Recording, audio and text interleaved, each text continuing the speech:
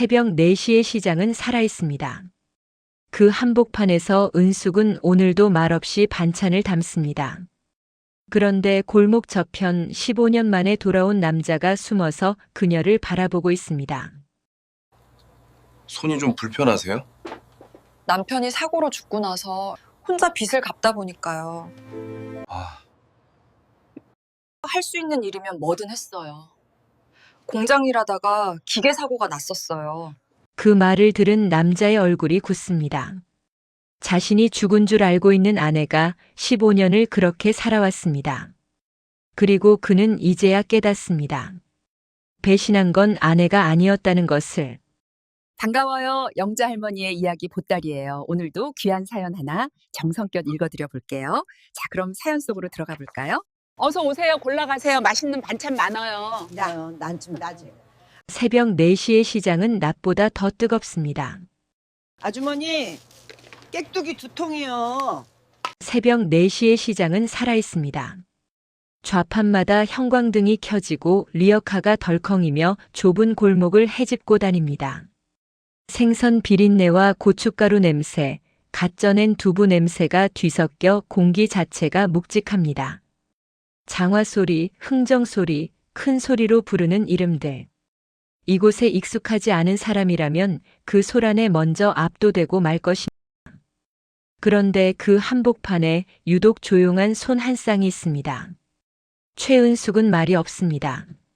노란 고무 장갑을 낀 채 반찬통을 정리하고 두부를 썰고 깍두기를 퍼 담습니다.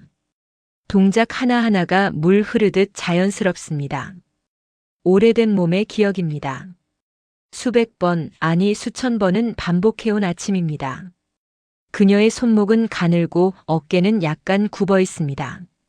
하지만 눈빛만큼은 흔들리지 않습니다. 새벽 시장 특유의 서슬퍼런 공기 속에서도 그 눈빛은 담담합니다. 좌판 끝에 놓인 보온병에서 김이 피어오릅니다. 식기 전에 마셔야 할 커피지만 그녀는 손님이 뜸한 틈에도 쉽사리 손을 뻗지 않습니다. 늘 자신보다 일이 먼저입니다. 반찬통 하나를 집어드는 순간이었습니다. 장갑 끝이 살짝 접혔습니다. 그것은 아주 짧은 순간이었습니다. 눈을 깜빡이면 놓칠 만큼. 하지만 그 찰나에 장갑 안에 손이 드러났습니다. 정확히는 손가락 하나가 없는 자리가 드러났습니다. 왼손 새끼손가락. 두 번째 마디부터 아래로 잘려나간 자리는 매끄럽게 아문 지 오래입니다. 그녀는 전혀 당황하지 않습니다. 반사적으로 장갑을 다시 끌어올리고 아무 일도 없다는 듯 다음 반찬통을 집어듭니다. 그것이 더 서늘합니다. 놀라지 않는다는 것, 부끄러워하지 않는다는 것, 오래전에 이미 받아들였다는 것. 그 손은 무언가를 치른 손이었습니다.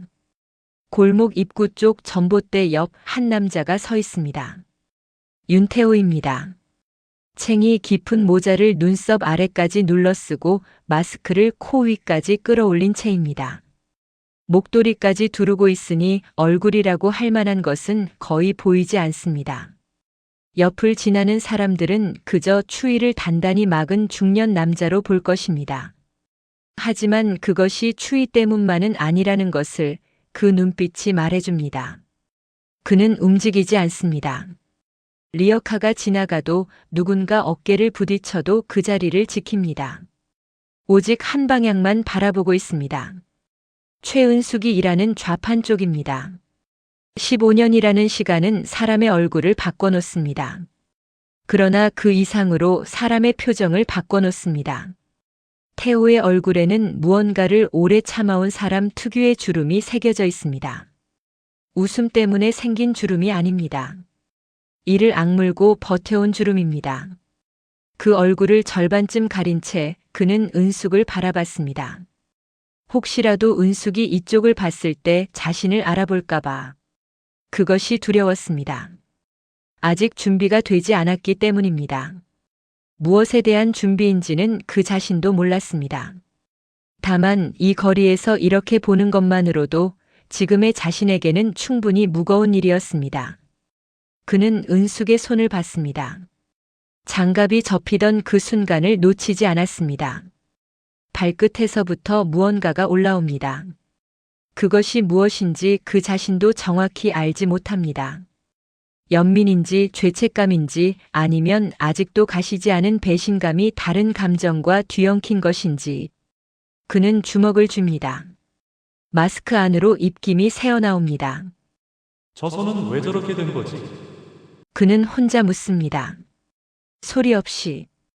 부자랑 결혼했다고 하지 않았나? 보험금을 챙겼다고 하지 않았나? 그런데 왜 저 여자는 새벽 4시에 저 시장에서 고무장갑을 끼고 반찬을 팔고 있는 건가?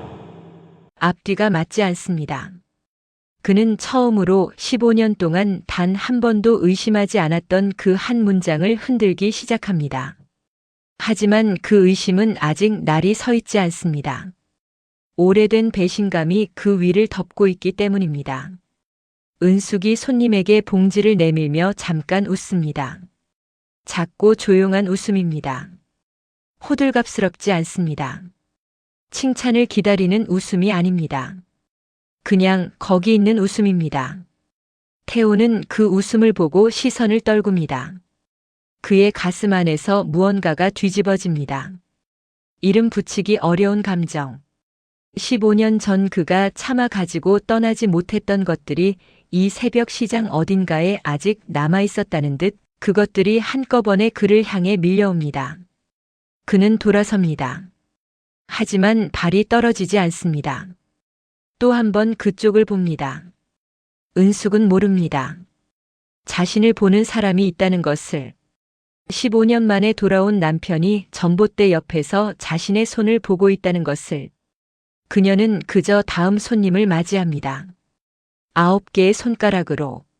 새벽 5시가 가까워질 무렵 시장에는 본격적인 사람의 물결이 밀려들기 시작합니다. 태호는 그 틈에 섞여 사라집니다. 하지만 그의 눈에 새겨진 것, 노란 장갑. 끝으로 드러났던 그 손가락 없는 자리는 그가 걸음을 옮기는 내내 지워지지 않습니다. 그는 손을 봤습니다. 그리고 그 손이 어떤 시간을 살아왔는지 아직은 아무것도 모릅니다. 그것이 가장 두렵습니다. 러시아의 겨울은 한국의 겨울과 차원이 다릅니다. 블라디보스톡의 1월은 영하 20도 아래로 떨어지고 바람이 부는 날이면 체감온도는 더 내려갑니다. 건물 안에 있어도 창틀 틈새로 냉기가 스며들고 숨을 내쉬면 바로 앞이 하얗게 흐려질 정도입니다. 그 겨울 한가운데 윤태호는 작은 숙소의 공중전화 앞에 앉아 있었습니다.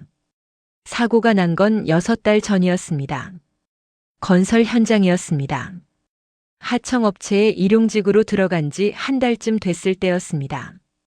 비계가 무너졌고 태호는 그 아래 깔렸습니다. 의식을 잃은 채 병원으로 옮겨졌고 신원도 제대로 파악되지 않은 상태로 2달 가까이 병상에 누워 있었습니다. 다행히 목숨은 건졌지만 기억의 상당 부분이 흐릿해졌습니다. 자신의 이름, 한국에 가족이 있다는 사실.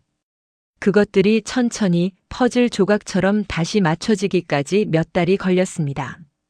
태호가 한국을 떠난 것은 아들의 중학교 입학을 앞두고 자신의 사업 실패로 생긴 8천만 원의 빚을 갚기 위해서였습니다. 그는 러시아의 건설 현장으로 일자리를 찾아 떠났습니다. 빨리 돈을 벌어 돌아오겠다고 약속했습니다. 아내 은숙과 아들 정우는 웃으며 손을 흔들었습니다. 그것이 마지막이었습니다. 사고가 났고 기억을 잃었고 그렇게 6개월이 흘렀습니다. 그리고 오늘 마침내 한국으로 전화를 겁니다. 손이 떨립니다. 추위 때문만은 아닙니다. 전화기를 쥔 손가락이 번호를 누를 때마다 잠깐씩 멈춥니다.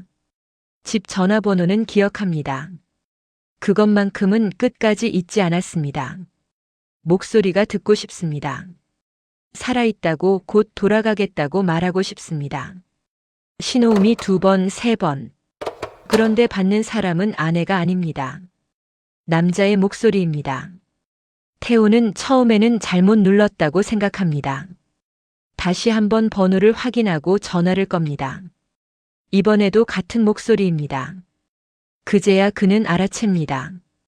동생의 목소리입니다. 윤달수입니다. 달수야, 짧은 침묵이 흘렀습니다. 그 침묵의 무게가 이상합니다. 기뻐해야 할 사람이 굳어 있습니다. 반갑다는 말이 없습니다. 달수는 낮고 빠른 목소리로 말합니다. 누군가가 들을까봐 조심하는 듯한 말투입니다. 형수는 형이 죽고 1년도 안 돼서 재혼했다고, 보험금 5억을 챙겼다고, 지금 잘 살고 있다고, 형이 살아있다는 걸 들키면 보험 사기가 된다고. 말들이 빠르게 쏟아집니다. 설명이 아니라 통보입니다. 태우가 뭔가를 물으려 하면 말을 잘라냅니다. 그리고 마지막에 한마디를 덧붙입니다. 형, 그냥 거기서 잘 살아. 전화가 끊겼습니다. 태우는 한동안 수화기를 든 채 서 있었습니다. 손에서 힘이 빠져나갔습니다. 수화기가 미끄러지듯 내려와 전화기 본체에 부딪혔습니다. 그 소리가 텅 빈 숙소 복도에 울렸습니다. 그는 벽에 등을 기댔습니다. 그리고 천천히 주저앉았습니다. 충격보다 먼저 밀려온 것은 이상하게도 치욕이었습니다. 슬픔이 아닙니다. 분노도 아닙니다. 정확히는 치욕과 수치심 사이 어딘가였습니다. 자신이 그렇게 가벼운 사람이었나. 죽었다는 소식이 전해지고 1년도 안 돼서 아이도 있는데 자신이 그 여자에게는 그 정도의 무게였나. 보험금 5억 챙기고 다른 사람 품에 안기는 것으로 끝날 만한 사람이었나. 머릿속이 하얗게 됩니다. 아들은 어디서 지내고 있는지 물어보지 못했습니다. 달수가 말을 자르고 끊어버렸기 때문입니다. 아무것도 모릅니다. 그런데 물어볼 수가 없었습니다. 달수의 말이 사실이라면 아들은 새아버지와 잘 지내고 있을 것입니다. 자신은 죽은 사람입니다. 나타나면 사기죄라고 했습니다. 그날 밤 태호는 결심했습니다.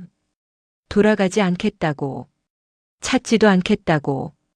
아내가 선택한 삶이라면 그것을 건드릴 이유가 없다고. 그들의 삶에 뒤늦게 나타나 흔들어 놓는 것이 과연 옳은 일인지 알 수 없었습니다. 그렇게 생각해야 버틸 수 있었습니다. 그는 새벽이 올 때까지 그 자리에 앉아 있었습니다. 블라디보스톡의 겨울밤은 길었습니다. 블라디보스톡의 새벽 5시. 항구 쪽에서 트럭 소리가 납니다. 겨울 바다는 검고 바람은 칼날입니다. 태호는 두꺼운 방한복 차림으로 이미 현장에 나와 있습니다. 다른 노동자들이 손을 불며 느릿느릿 움직이는 시간에 그는 이미 1시간째 짐을 나르고 있습니다. 그를 고용한 현지업자는 처음에 이 작고 과묵한 한국인을 대수롭지 않게 봤습니다. 그러나 사흘이 지나지 않아 생각이 바뀌었습니다. 윤태호는 쉬지 않습니다. 더 위험한 현장을 마다하지 않습니다. 무거운 짐을 더 가져가겠다고 합니다. 추가 수당이 있는 야간 작업에 빠지지 않습니다. 다른 사람들이 술을 마시는 시간에 그는 러시아어 단어를 외웁니다. 작은 공책에 빼곡히 써가면서 입술을 달싹이면서 틀리면 줄을 긋고 다시 씁니다. 그것은 생계를 위한 노력이 아니었습니다. 무언가를 증명해야 한다는 집념이었습니다. 보험금 하나에 남편을 팔아넘긴 여자에게, 형이 죽자마자 그 여자 편에 섰던 동생에게, 그리고 자신을 그렇게 가볍게 여겼던 세상 전체에게 아무 말 없이 아무도 모르는 곳에서 혼자 증명하고 싶었습니다. 자신이 얼마나 버틸 수 있는 사람인지를. 3년이 지나자 러시아어가 유창해졌습니다. 5년이 지나자 현장 감독이 되었습니다. 7년이 지나자 그는 현지 업자들과 직접 계약을 교섭하는 위치에 올라 있었습니다. 한국 건자재를 러시아 극동 지역에 납품하는 소규모 무역 창구를 만들었고 그것이 조금씩 이익을 냈습니다. 교민 사회에서 입소문이 났습니다. 믿을 수 있는 사람, 약속을 지키는 사람, 일이 늦어지면 직접 나서는 사람. 10년이 지난 해 그는 정식으로 법인을 등록했습니다. 현지 한인 신문에 작은 인터뷰 기사가 실렸습니다. 제목은 단순했습니다. 맨손으로 세운 회사. 태호는 그 기사를 읽고 쓴웃음을 지었습니다. 맨손이라는 표현이 마음에 걸렸습니다. 정확히는 맨손이 아니었습니다. 분노와 수치심으로 지은 회사였습니다. 술자리에서 혼자 마시는 밤이면 태호는 달라졌습니다. 낮에는 단단하고 계산적인 사람이지만 소주 한 잔이 들어가면 눈빛이 흐려집니다. 혼잣말처럼 중얼거립니다. 같이 술을 마시는 교민 친구들은 그 말을 들을 때마다 슬쩍 시선을 피했습니다. 같은 말을 반복하기 때문입니다.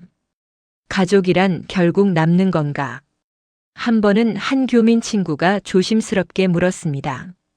한국에 가족이 있느냐고. 태호는 잠깐 멈췄다가 말했습니다. 있었다고. 그리고 더는 말하지 않았습니다.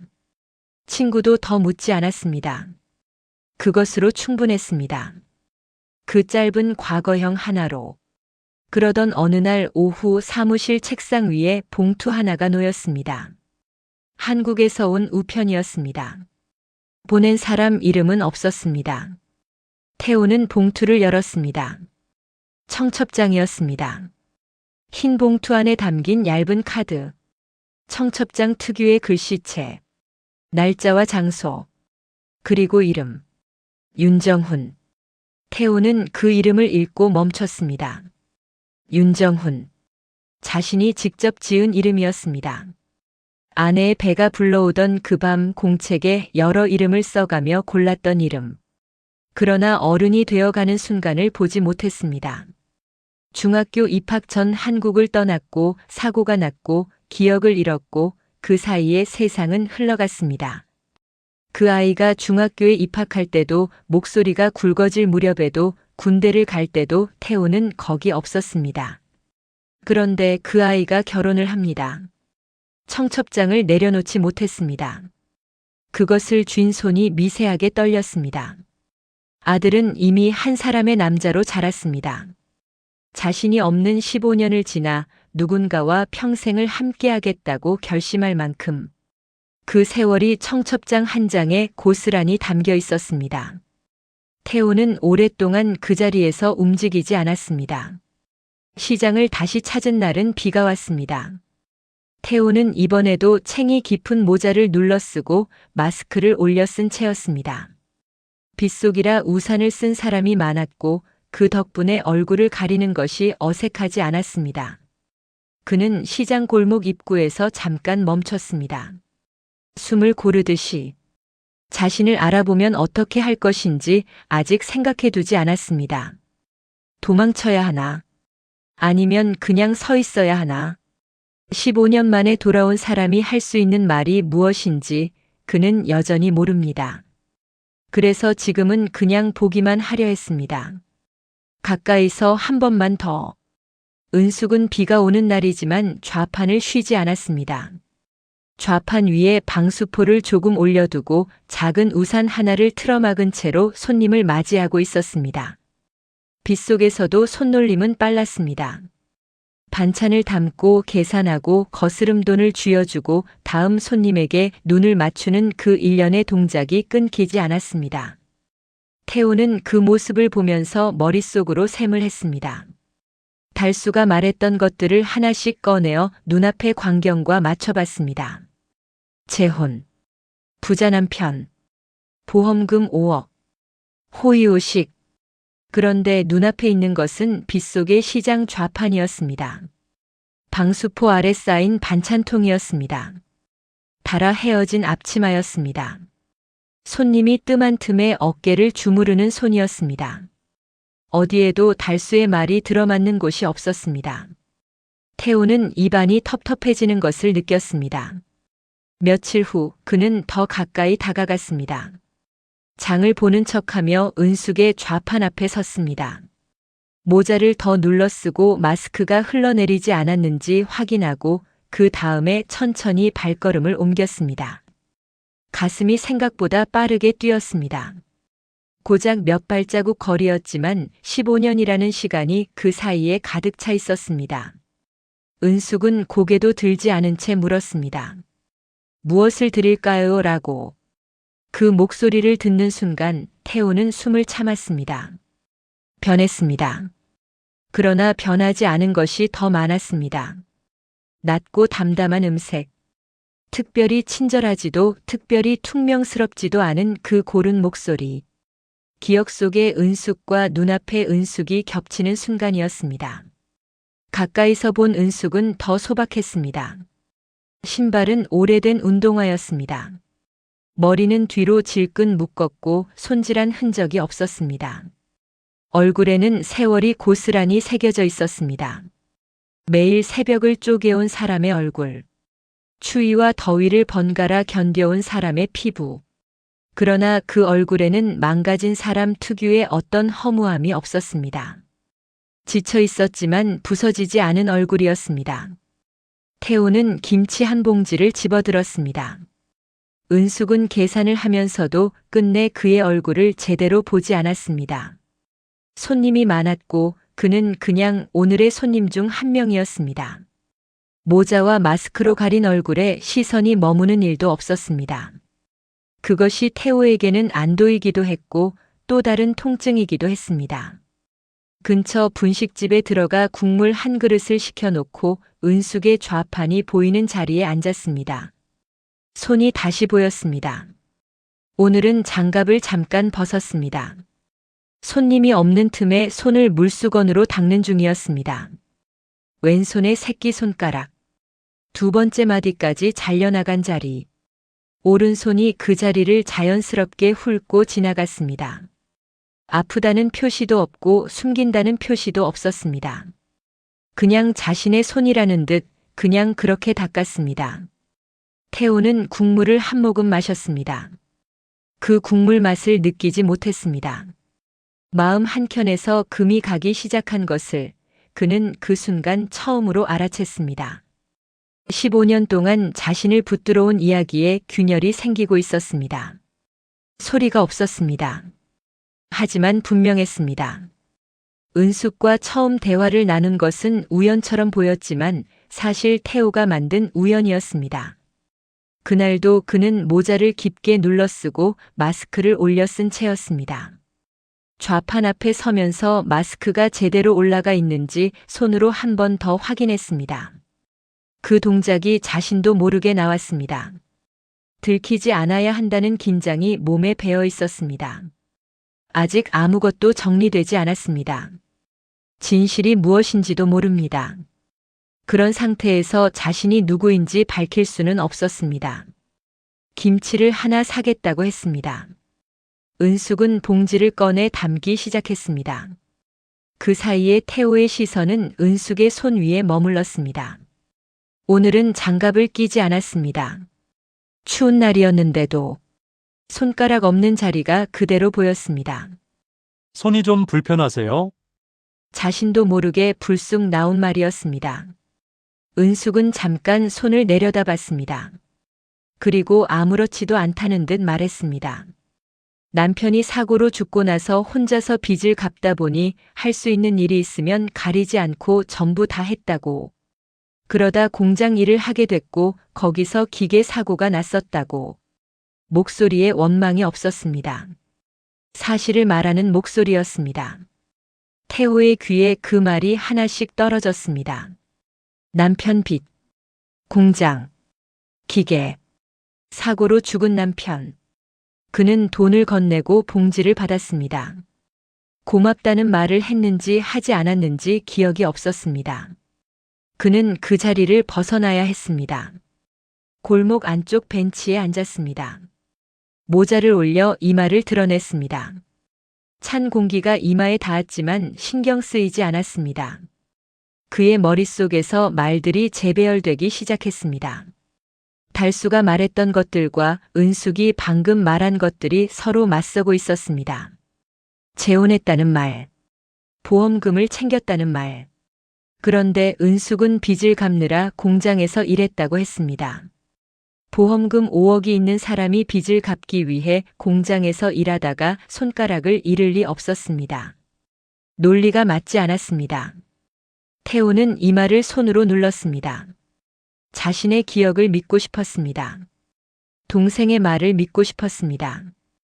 그것이 무너지면 15년이 무너지기 때문이었습니다.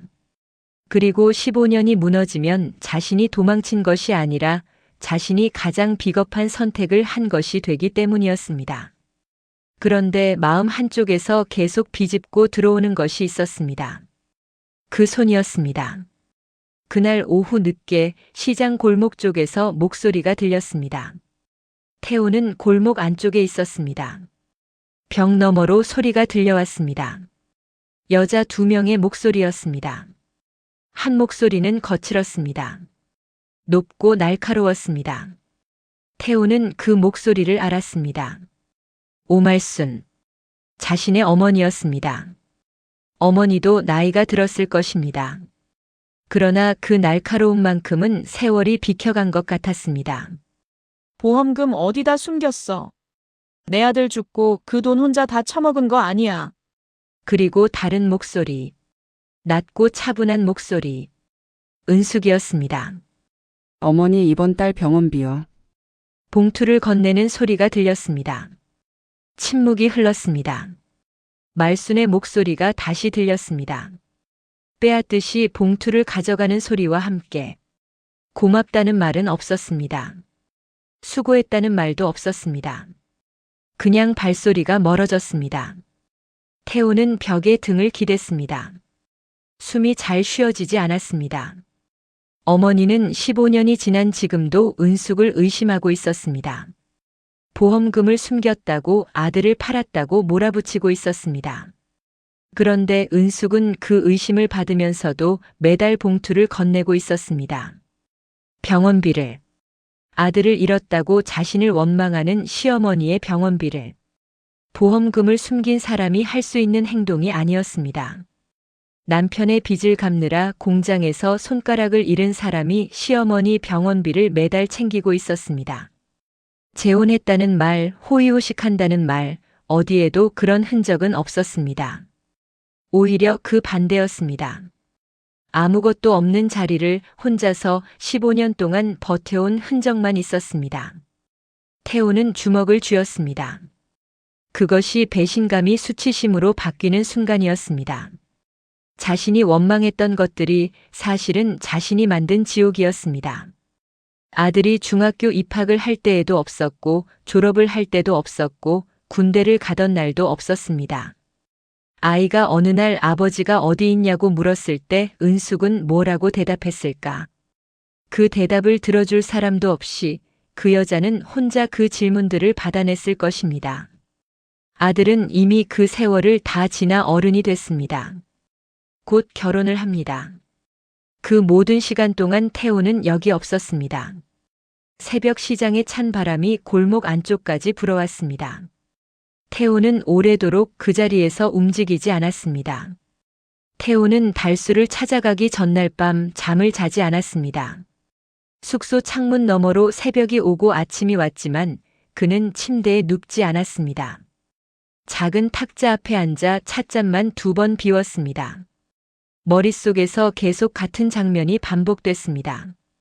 골목벽 너머로 들렸던 어머니의 목소리, 그리고 그 앞에서 봉투를 내밀던 은숙의 목소리. 원망도 없고 항변도 없이 15년 전 수화기를 놓던 그 밤이 자꾸 겹쳤습니다. 달수의 말을 왜 의심하지 않았는가? 아내를 왜 믿지 않았는가? 단 한 번이라도 직접 확인하려 했는가? 아무리 생각해봐도 답은 한 방향이었습니다. 그는 믿고 싶었던 것을 믿었습니다. 돌아가지 않아도 되는 이유를 원했고 달수는 그 이유를 줬습니다. 그것을 받아든 것은 자신이었습니다. 날이 밝자 그는 달수에게 연락했습니다. 달수는 여전히 같은 동네에 살고 있었습니다. 태우가 찾아갔을 때 달수는 처음에 문을 열지 않았습니다. 인터폰 너머로 누구냐고 물었습니다.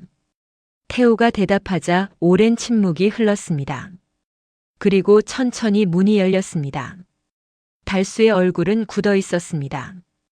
반갑다는 말이 없었습니다.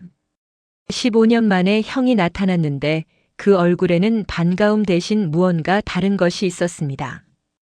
태우는 그것이 무엇인지 금방 알아챘습니다. 두려움이었습니다.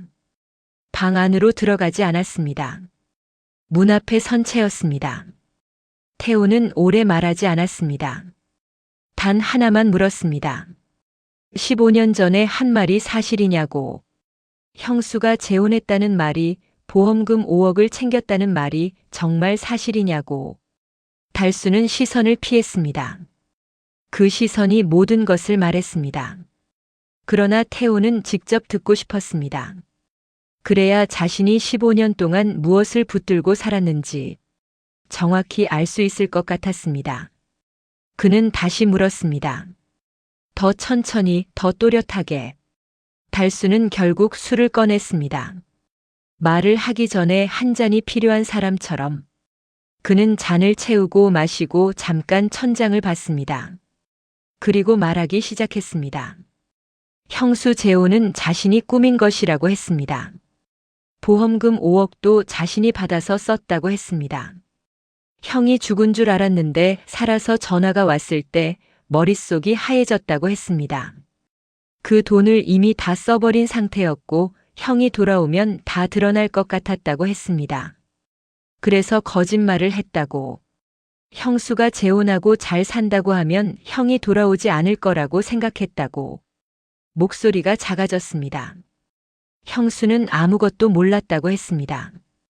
보험금이 있는지도 몰랐고 형이 살아있다는 것도 몰랐다고 했습니다. 자신이 혼자 처리한 일이었다고. 태우는 그 말을 들으면서 잔을 들지 않았습니다. 분노가 오를 것이라고 생각했는데 오히려 조용해졌습니다.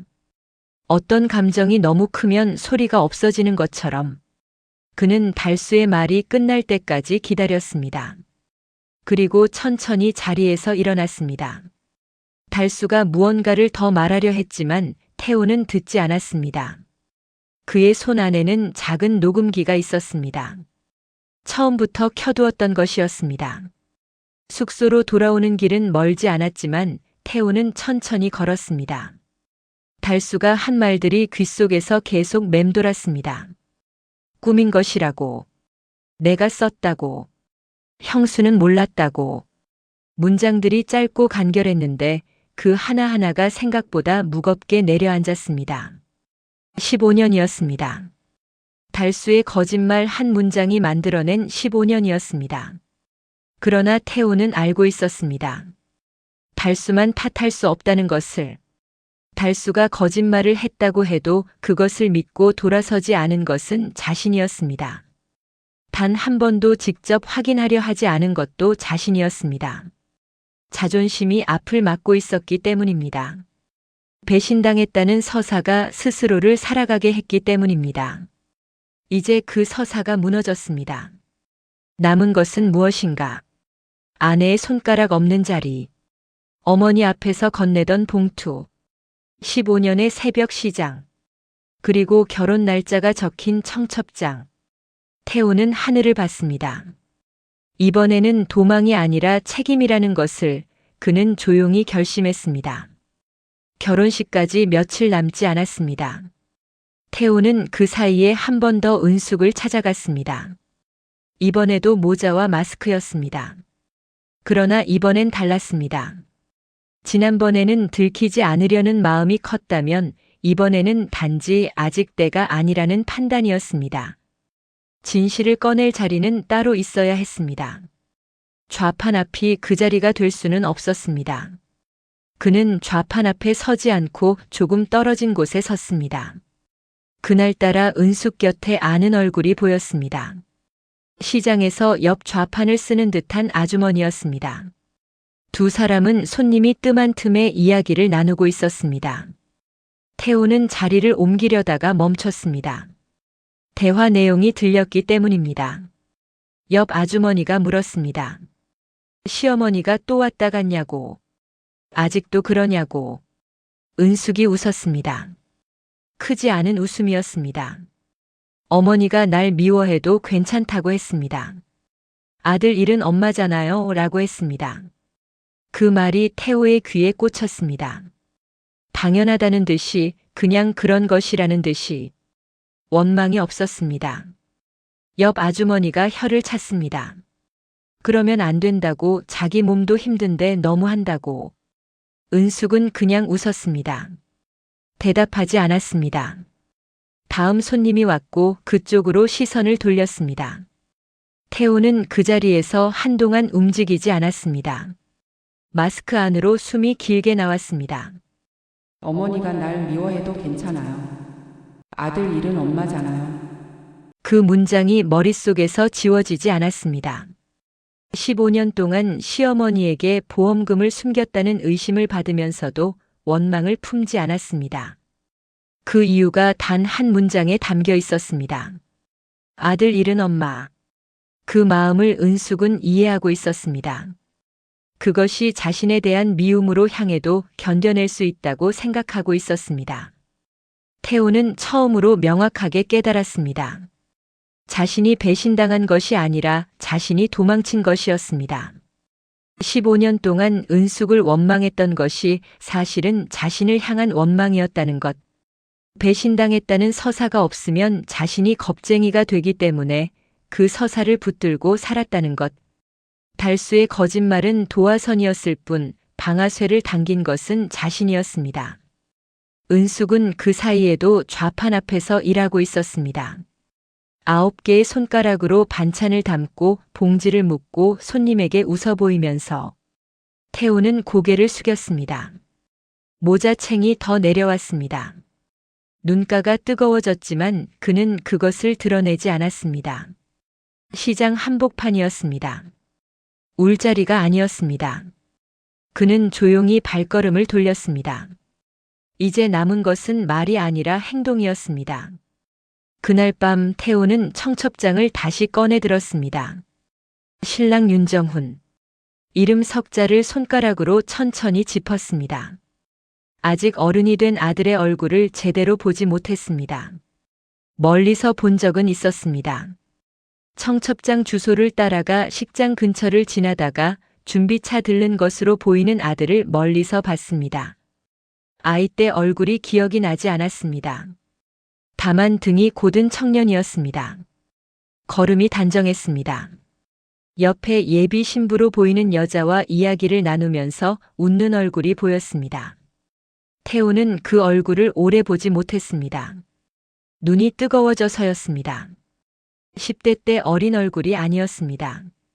자신과 비슷한 선이 어딘가에 남아있는 것도 같았지만 확신할 수 없었습니다. 다만 분명한 것은 그 아이가 이미 한 사람의 남자로 서 있다는 것이었습니다. 자신이 없는 시간을 다 지나서 스스로 자란 남자. 태호는 청첩장을 접어 안주머니에 넣었습니다. 결혼식은 사흘 뒤였습니다. 호텔 방은 조용했습니다. 결혼식장과 멀지 않은 곳에 잡은 방이었습니다.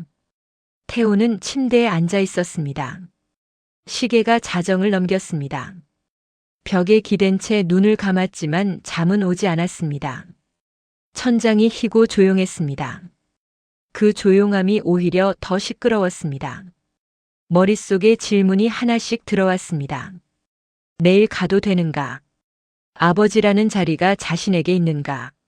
지금 나타나는 것이 아들에게 어떤 의미인가? 오랫동안 없었던 사람이 가장 중요한 날에 나타나는 것이 축복인가, 민폐인가? 질문들은 답 없이 쌓였습니다. 그는 녹음기를 꺼냈습니다. 달수의 목소리가 흘러나왔습니다. 형수 재호는 자신이 꾸민 것이라는 말. 보험금은 자신이 썼다는 말. 형수는 아무것도 몰랐다는 말. 낮고 떨리는 목소리였습니다. 태호는 그것을 끝까지 들었습니다. 그리고 멈춤 버튼을 눌렀습니다. 이 녹음을 공개하는 것이 옳은 일인가는 오래 생각하지 않아도 됐습니다. 옳고 그름의 문제가 아니었습니다. 은숙이 15년 동안 뒤집어 쓴 것들을 돌려놓는 일이었습니다. 어머니가 은숙을 의심하는 그 근거를 걷어내는 일이었습니다. 그것은 해야 하는 일이었습니다. 문제는 따로 있었습니다. 아버지 자격이 있는가? 그 질문이 가장 오래 남았습니다. 아들은 빚만 남기고 떠난 태호를 아버지로 기억하지 않을 것입니다. 기억할 수 없습니다. 아버지는 살아있으면서도 돌아오지 않았습니다.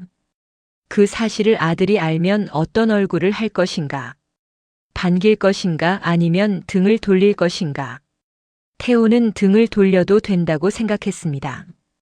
그것이 마땅한 일일 수 있었습니다. 그러나 그렇다고 가지 않는 것이 답은 아니었습니다. 도망은 이미 한 번 했습니다. 두 번은 하지 않겠다고 결심했습니다. 그는 창가로 갔습니다.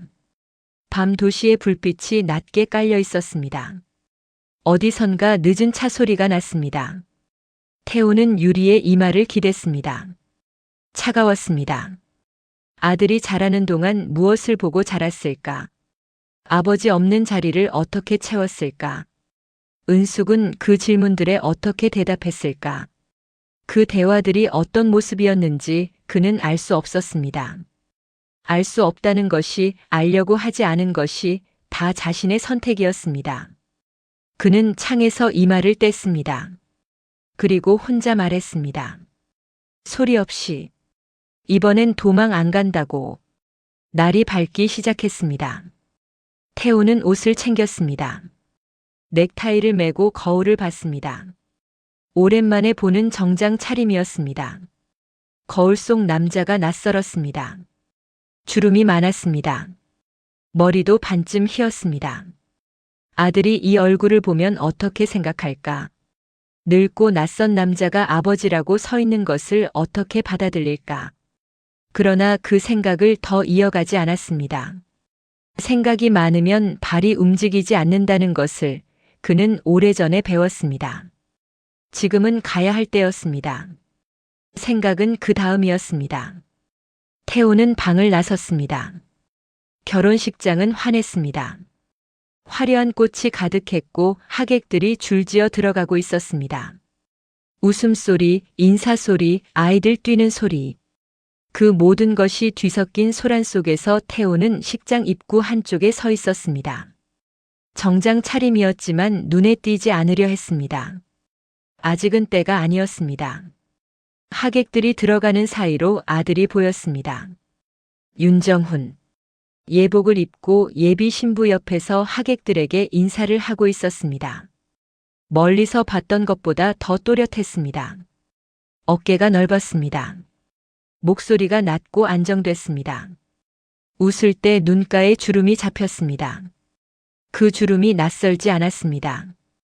은숙을 닮은 것도 있었고 어딘가 자신과 비슷한 것도 있었습니다. 태호는 그 얼굴을 한동안 봤습니다. 10대 때의 모습을 마지막으로 기억하고 있습니다. 그저 오늘 이 자리에서 처음으로 어른이 된 아들을 제대로 보고 있었습니다. 한 사람의 남자로 선 아들을. 가슴 안쪽이 조여들었습니다. 식이 시작됐습니다. 줄의 말씀이 흘렀고 하객들이 자리를 채웠습니다. 태호는 뒤쪽 끝자리에 앉았습니다. 은숙은 앞줄에 있었습니다. 오늘은 시장 좌판의 은숙이 아니었습니다. 단정하게 차려입고 아들 옆에 앉아 있었습니다. 눈가가 이미 붉었습니다. 아들의 손을 꼭 쥐고 있었습니다.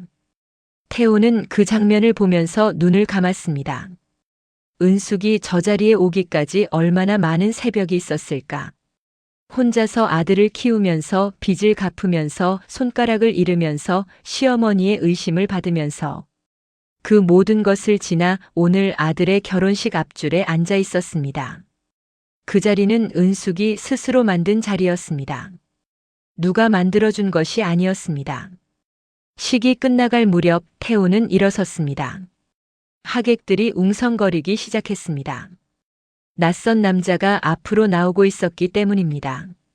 마이크 앞에 섰습니다. 잠깐 침묵이 흘렀습니다. 태호는 천천히 고개를 들었습니다. 식장 앞 모든 시선이 이쪽을 향했습니다. 은숙의 눈이 커졌습니다. 그 얼굴이 굳는 것이 보였습니다. 알아봤습니다. 15년의 세월이 흘렀지만 알아봤습니다. 아들 정훈의 눈도 점점 커졌습니다. 아버지의 얼굴을 기억하는 걸까요? 태호는 먼저 녹음기를 꺼냈습니다. 달수의 목소리가 식장 안에 흘렀습니다. 재혼은 자신이 꾸민 것이라는 말. 보험금은 자신이 썼다는 말. 형수는 아무것도 몰랐다는 말. 짧은 녹음이었지만 식장 안은 완전히 조용해졌습니다. 녹음이 끝나자 태호는 말했습니다. 은수가 내가 오해했다. 내가 제일 큰 죄인이다. 짧은 문장이었습니다. 그러나 그 말이 나오기까지 15년이 걸렸습니다. 이후의 일은 빠르게 정리됐습니다. 달수는 그 자리에서 불려나왔고 이미 준비된 절차에 따라 처리가 시작됐습니다. 보험금 횡령과 사망 허위 신고, 혼자 감당해야 할 일들이었습니다. 은숙은 오래 아무 말도 하지 않았습니다. 눈물이 흘렀습니다. 훔치지 않았습니다. 그냥 두었습니다. 15년 동안 참아온 것들이 오늘 이 자리에서 나오는 것을 막지 않았습니다. 정우는 달랐습니다. 처음에는 얼굴이 굳었습니다. 낯선 남자가 오늘 이 자리에 나타나 자신의 결혼식을 흔들어 놓은 것에 대한 당혹감이었습니다. 아버지라는 말을 들었지만 정리가 되지 않았습니다. 어머니가 울고 있었습니다. 하객들이 웅성거렸습니다.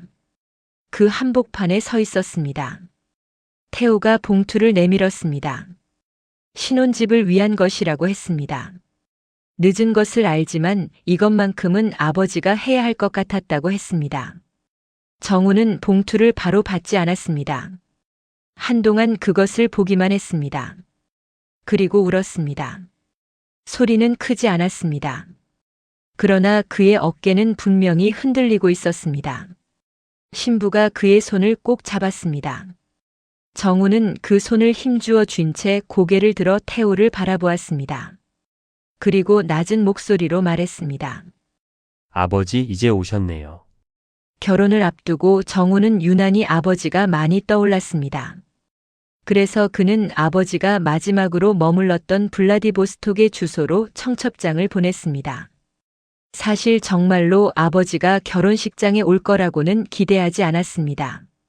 그저 아버지를 그리워하는 마음에 해본 행동이었을 뿐이었습니다. 그런데 지금 거짓말처럼 아버지가 이곳에 서 있습니다. 원망이었는지 반가움이었는지, 어쩌면 그 둘 모두였는지, 그 짧은 한 문장 안에 30년의 시간이 담겨 있었습니다. 태호는 아무 말도 하지 못했습니다. 그냥 고개를 숙였습니다. 그것이 할 수 있는 전부였습니다. 가을이 됐습니다. 여름이 길었고 지나고 나니 갑자기 서늘해졌습니다. 아침에 일어나면 창문 유리가 차갑고 바람에서 냄새가 달라져 있었습니다. 은숙은 그 변화를 시장에서 먼저 느꼈습니다. 사람들이 얇은 옷 위에 한 겹씩 더 걸치기 시작할 무렵이었습니다. 그런데 그 가을에는 달라진 것이 있었습니다. 좌판 앞에서 혼자 물건을 담던 은숙 곁에 사람이 하나 생겼습니다. 태호였습니다. 그는 아침마다 시장에 왔습니다.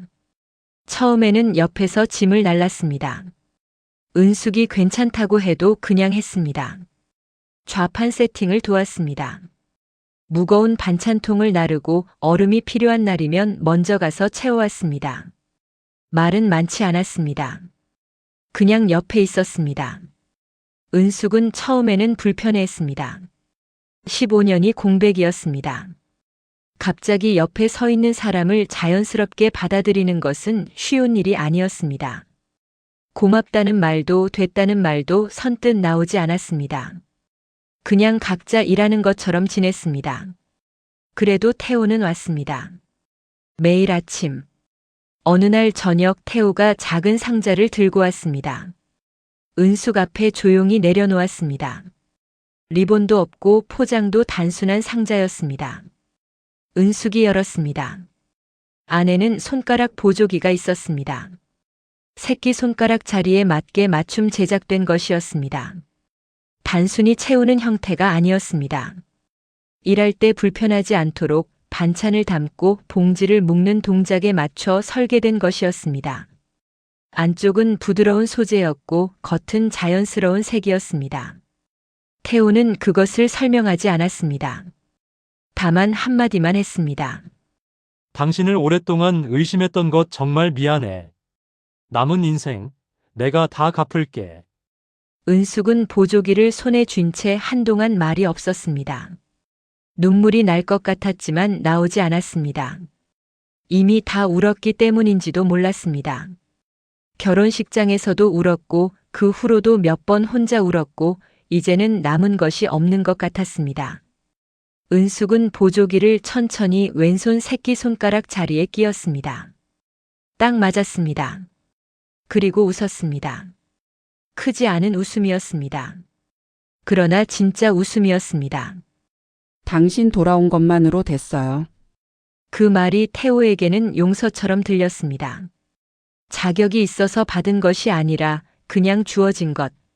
그것이 더 무겁고 더 소중했습니다. 어떤 말도 이 무게를 대신할 수 없다는 것을 알았습니다. 그래서 더 말하지 않았습니다. 다만 옆에 있었습니다.